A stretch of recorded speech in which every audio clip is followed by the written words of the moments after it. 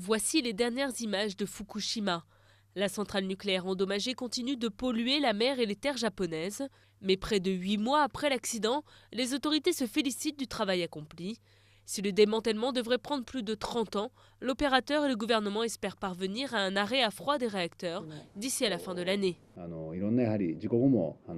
Il faut continuer les efforts, mais nous voyons la fin de cette phase se dessiner, grâce au travail des techniciens d'urgence sur place.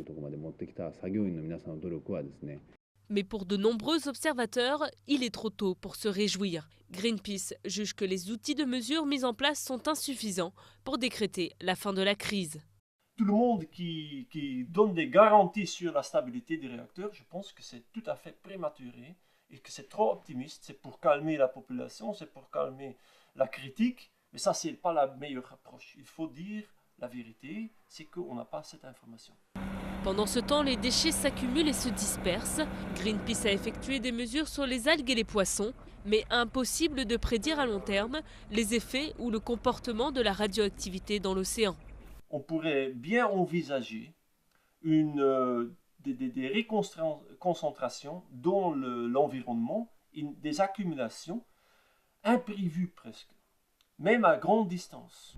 Selon les études, seul un petit pourcentage de la nourriture japonaise dépasse la teneur légale en radioactivité. Mais pour éviter d'avoir à retirer tous les produits du marché, cette limite légale a été fixée à 500 becquerels par kilogramme, un chiffre relativement élevé.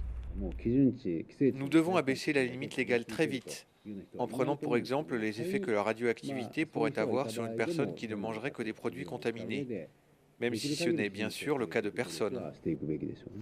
Ces manifestants se rassemblent presque chaque semaine. Comme la plupart des Japonais, leur revendication est simple, le droit à une alimentation plus saine.